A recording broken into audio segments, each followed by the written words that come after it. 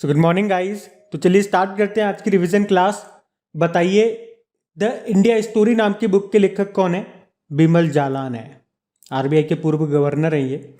Malaysia की capital बताइए। Kuala Lumpur है। यहीं पे आपको बैडमिंटन वर्ल्ड फेडरेशन का हेडक्वार्टर भी मिलेगा।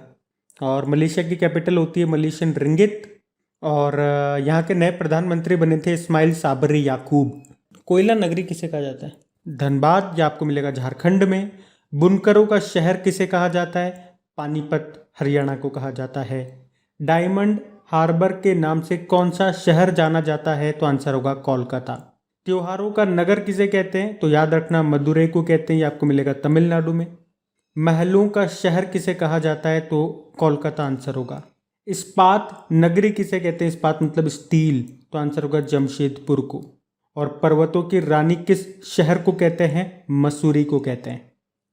अच्छा बताइए, वर्ल्ड मिल्क डे कब मनाया जाता है? तो आंसर होगा 1 जून को। इसकी थीम थी sustainable in a dairy sector. और 1 जून को ग्लोबल डे ऑफ पेरेंट्स के रूप में भी मनाया जाता है। वैसे नेशनल मिल्क डे आपका 26 नवंबर को होता है, डॉक्टर वर्गीज कुरियन के जन्मदिन को, जिन्हें सफ़ेद क्रांति का जनक कहा जाता है, white revolution, father of white revolution. फिर बताइए, वर्ल्ड बाइसिकल डे कब होता है? तो ये होता है 3 जून को। वर्ल्ड एनवायरनमेंट डे मनाया जाता है 5 जून को। और इस बार थीम थी री इमेजिन, रिक्रिएट, रिस्टोर। और इसका होस्ट कंट्री था पाकिस्तान। फोकस था ecosystem restoration. World food safety day कब मनाया जाता है? विश्व खाद्य सुरक्षा दिवस 7 जून को। इसकी थीम क्या थी? Safe food today for a healthy tomorrow. और अगर आपसे पूछे कि वर्ल्ड फूड डे कब होता है, तो ये होता है 16 अक्टूबर को। जबकि नेशनल फूड डे 24 अक्टूबर को होता है। वर्ल्ड ओशियन डे कब होता है? विश्व महासागर दिवस, ये होता है 8 जून को। और इसकी थीम थी the ocean life and livelihoods. याद रखना 8 जून को वर्ल्ड ब्रेन ट्यूमर डे भी होता है। और इसी के साथ 2 डे मैं आपको और बताऊंगा। देखो, ये तो आपको याद रखना है, वर्ल्ड ओशियन डे, विश्व महासागर दिवस 8 जून को हो गया। एक विश्व समुद्री दिवस भी होता है, वर्ल्ड मैरीटाइम डे। ये सितंबर के लास्ट थर्सडे को होता है। 2020 में तो आपको याद होना चाहिए 24 सितंबर को मनाया था, लेकिन 2021 में इसे हम 30 सितंबर को मनाएंगे। नेशनल मैरीटाइम डे ये 5 अप्रैल को मनाया जाता है। राष्ट्रीय समुद्री दिवस बोलते हैं इसको। विश्व प्रत्यायन दिवस, वर्ल्ड एक्रेडिटेशन डे, ये होता है 9 जून को। इसकी थीम क्या थी? Accreditation supporting the implementation of the sustainable development goals. अब बताइए, बाल श्रम के खिलाफ विश्व दिवस, world day against child labour, ये 12 जून को होता है। इसकी थीम थी act now and child labour. अंतर्राष्ट्रीय रंगहीनता जागरूकता दिवस कब होता है? इंटरनेशनल एल्बिनिज्म अवेयरनेस डे 13 जून को होता है।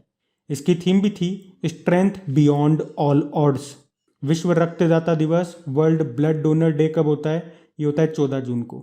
तो अब पुराने महीने के करंट अफेयर्स का रिवीजन करेंगे हम लोग। तो बताइए, fiercely female the Dutee Chand story, ये जो बुक है इसको किसने लिखा है? इसको लिखा है सुदीप मिश्रा ने। और दूती चंद आप जानते हो एथलीट हैं, ये उड़ीसा की हैं। और अभी इन्हीं को छत्तीसगढ़ सरकार ने वीरनी पुरस्कार भी दिया था। अगर मैं आपसे पूछूं कि डींग एक्सप्रेस के नाम से किससे जाना जाता है, तो याद रखना हिमा दास को, वो असम की हैं। दूती चंद ये उड़ीसा की हैं। बताइए, किसने Styrian grand prix formula 1 race 2021 को जीता? तो आंसर होगा मैक्स वर्स्टपन ने। ये नीदरलैंड के हैं और रेड बुल के ड्राइवर हैं। Spanish Princess of Asturias literature award से सम्मानित किया गया किसे? इमैनुअल कैरेर को, ये फ्रांसीसी लेखक हैं। बताइए, किसे केंद्र सतर्कता आयुक्त, चीफ सेंट्रल विजिलेंस कमिश्नर के रूप में नियुक्त किया गया? तो आंसर होगा सुरेश एन पटेल को। वैसे हमारे मुख्य सूचना आयुक्त कौन है? Chief information commissioner Yashvardhan Sinha है। और बताइए हमारे चीफ इलेक्शन कमिश्नर कौन है? सुशील चंद्रा है। और वित्त वर्ष 2021 में भारत का सबसे बड़ा निर्यात गंतव्य बना कौन सा? यूएसए। मतलब इंडिया ने सबसे ज़्यादा एक्सपोर्ट किया कहाँ पे? यूएसए में। दूसरे नंबर पे चाइना में, तीसरे नंबर पे यूनाइटेड अरब अमीरात। किस भारतीय न्यूरोलॉजिस्ट की पुस्तक मॉन्क इन अ मार्क को उनके मरणोपरांत लॉन्च किया गया? तो आंसर होगा डॉक्टर अशोक पनगड़िया, जाने माने न्यूरोलॉजिस्ट थे ये। बताइए, किसे मंगोलिया के सर्वोच्च नागरिक सम्मान से सम्मानित किया गया? तो आंसर होगा आर के सभरवाल को। ये इंजीनियर्स इंडिया लिमिटेड के सीएमडी है। और जीनोम सीक्वेंसिंग की सुविधा उपलब्ध कराने वाला देश का पहला राज्य बना कौन सा? राजस्थान। देखो जीनोम मतलब क्या हो गया, किसी भी वायरस का जो बायोडेटा होता है ना उसे आप बोलोगे जीनोम, और जीनोम सीक्वेंसिंग का मतलब हो गया वायरस के बारे में जानने की विधि को कहेंगे जीनोम सीक्वेंसिंग। अब बताइए, केंद्र सरकार ने अटॉर्नी जनरल का कार्यकाल 1 साल के लिए बढ़ा दिया, उनका नाम क्या है? के वेणुगोपाल, 15वें नंबर के हैं और इनके बारे में आपको मिलेगा अनुच्छेद 76। और अभी अटॉर्नी जनरल यूएसए के बने थे मैरिक गारलैंड, और उनको असिस्ट करेगी भारतीय अमेरिकी वनीता गुप्ता। फिर बताइए, किसे सीबीआई के विशेष निदेशक के रूप में नियुक्त किया गया? प्रवीण सिन्हा को। और सीबीआई के डायरेक्टर बने अभी कौन? सुबोध कुमार जायसवाल। ये स्पेशल डायरेक्टर हैं प्रवीण सिन्हा, है ना, ये ध्यान रखना। अच्छा बताइए, देश का पहला रेबीज मुक्त राज्य बन गया गोवा। गोवा के मुख्यमंत्री प्रमोद सावंत हैं। और अभी गोवा के नए चलिए ये बताइए आप, गोवा के अभी नए गवर्नर कौन बन गए हैं? और अभी भारत का पहला सैंड ड्यून पार्क स्थापित किया गया गोवा में। अच्छा, रेबीज से एक डे भी याद आता होगा, वर्ल्ड रेबीज डे 28 सितंबर को मनाते हैं। और रेबीज टीके की खोज किसने की थी? लुईस पास्चर ने। जबकि विश्व का पहला टीका किसका खोजा गया था? चेचक का। किसने खोजा था? एडवर्ड जेनर ने। टोक्यो ओलंपिक के लिए क्वालिफाई करने वाले पहले भारतीय तैराक बने थे साजन प्रकाश। और अगर आपसे पूछा जाता, मान लो टोक्यो ओलंपिक में कुश्ती में अंपायरिंग करने वाले एकमात्र भारतीय रेफरी कौन बने थे? अशोक कुमार। टोक्यो ओलंपिक खत्म हो चुके हैं, इसका शुभंकर मिरायतोवा था, पैरालंपिक का सोमाइती था। इसमें जो उद्घाटन समारोह में फ्लैग बियरर ध्वजवाहक थे वो कौन थे? एमसी मैरी कॉम और मनप्रीत सिंह, भारतीय पुरुष हॉकी टीम के कप्तान है ये। और भारतीय पुरुष हॉकी टीम ब्रोंज मेडल लेकर के आई है, किसको हरा करके? जर्मनी को हरा करके। एमसी मैरी कॉम कोई मेडल नहीं ला पाई इस बार। और फाइनल में हमने 1 गोल्ड था, 2 सिल्वर हमारे पास आए और 4 ब्रोंज आए। मेडल की लिस्ट में 48 नंबर पे है भारत।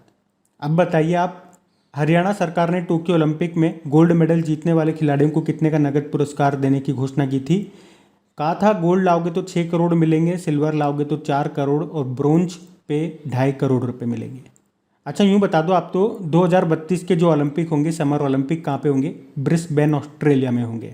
और हरियाणा से याद रख लो, खेलो इंडिया यूथ गेम्स का 4था संस्करण पंचकुला हरियाणा में होगा। ये कब होगा? वैसे तो नवंबर 2021 में होना था, लेकिन अब ये फरवरी 2022 में होगा, पोस्टपोन कर दिया इसे। अंतर्राष्ट्रीय एमएसएमई दिवस कब मनाया जाता है? 27 जून को मनाया जाता है। एमएसएमई मतलब माइक्रो स्मॉल मीडियम एंटरप्राइजेस। इसके मंत्री कौन है? नारायण रणें। इसकी थीम थी एमएसएमई 2021 की to an inclusive and sustainable recovery. बताइए किसने इट इज़ वंडरफुल लाइफ नाम की बुक लिखी? तो आंसर होगा रस्किन बॉन्ड ने। क्यूएस एमबीए रैंकिंग 2021 में भारत में कौन सा संस्थान टॉप पे रहा? तो आंसर होगा आईआईएम बेंगलुरु। और यहाँ से एक पॉइंट मैं आपको बता दूँ, क्यूएस यूनिवर्सिटी रैंकिंग 2022 आई थी, उसमें रिसर्च के मामले में टॉप पे रहा था आईआईएससी बेंगलुरु, पूरे वर्ल्ड में टॉप पे रहा था ये। अब बताइए, कवल प्लस कार्यक्रम को शुरू किया था, ये किस राज्य की पहल है? केरल की है। इसका उद्देश्य क्या है? बच्चों की देखभाल करना, उनकी सुरक्षा करना और सबसे महत्वपूर्ण बात कि बच्चों के यौन शोषण को रोकना, सेक्सुअल हैरेसमेंट को रोकना। अब बताइए, टाटा पावर ने किस शहर में देश का सबसे बड़ा सोलर कारपोर्ट लगाया? तो आंसर होगा पुणे में, जिसकी कैपेसिटी 6.2 मेगावाट है। हर साल 86.4 लाख किलोवाट बिजली पैदा करेगा ये। और वैसे टाटा मोटर का जीरो कार्बन उत्सर्जन का लक्ष्य कब का है? 2039 का। बताइए, किस इंश्योरेंस कंपनी ने वुमेन्स कैंसर शील्ड नाम से अपनी तरह की पहली बीमा पॉलिसी शुरू की थी? तो आंसर होगा अलायंस इंश्योरेंस ने, जिसका हेडक्वार्टर मुंबई में है। इसके सीईओ एसवी ठक्करी हैं। किस देश ने दुनिया का पहला विशिष्ट हाई स्पीड रेल के लिए ग्रीन रेटिंग सिस्टम लॉन्च किया था? तो आंसर होगा भारत ने। तो अब कल के करंट अफेयर्स को हम लोग रिवाइज करेंगे।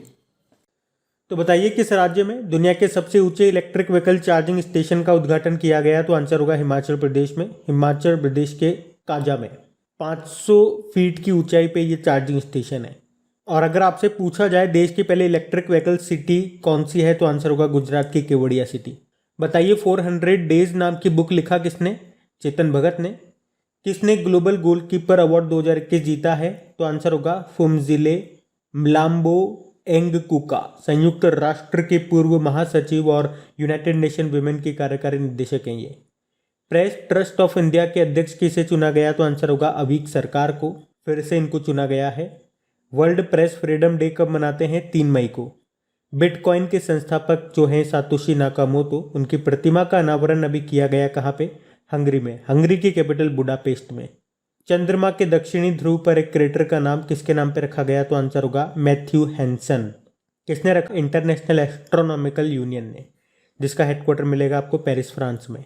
20,000 अंतर्राष्ट्रीय रन बनाने वाली विश्व की पहली महिला क्रिकेटर बनी मिताली राज। और digital quality of life index 2021 में भारत 59 नंबर पर रहा, टॉप पे डेनमार्क है। एक इलेक्ट्रॉनिक पार्क विकसित करने का प्रस्ताव को मंजूरी दी किसने? उत्तर प्रदेश ने। ये बनेगा जेवर एयरपोर्ट के पास में। एशिया के सबसे बड़े अवैध शिकार विरोधी अभियानों में से किस भारतीय राज्य ने 2500 से ज़्यादा गेंडों के सींगों को जला करके इतिहास रचा? तो आंसर होगा असम ने। तो गाइज, ये था आज का हमारा रिवीजन वाला सेशन अच्छा लगा हो तो इसे शेयर ज़रूर कीजिएगा अपने दोस्तों के साथ में और उसको लाइक ज़रूर करिएगा। Thank you.